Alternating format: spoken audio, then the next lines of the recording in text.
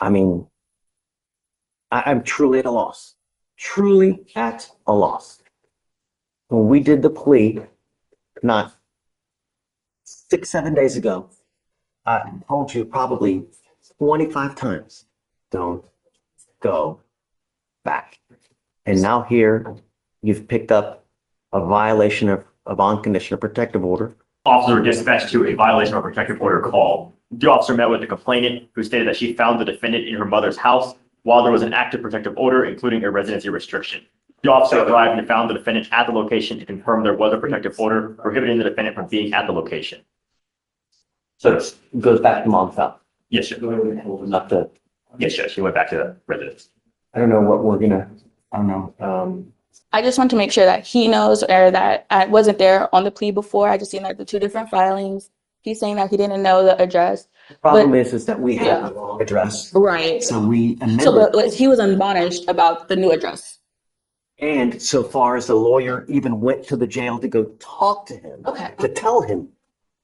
So I did, Okay. the lawyer did. Okay. Well, thank you, Judge. I didn't know that.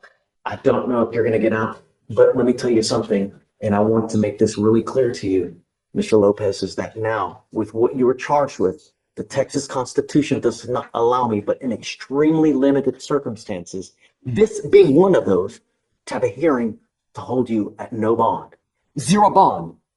This is that type of offense. I don't know if you're gonna get out.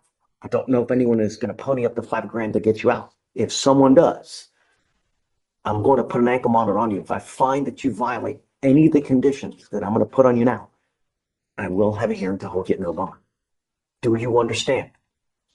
I don't know what it's going to take to get you to hear me, but perhaps that may be it. I don't want you to have any contact with the complaining witness in this case. I don't want you to have any contact with mom. I don't want you to have any contact with dad. I don't want you to have any weapons. I don't want you to go within 1,000 feet of where they live or where they work and the address listed in this order for protection. Do you understand? I have the address, sir. The correct address. We will give it to you.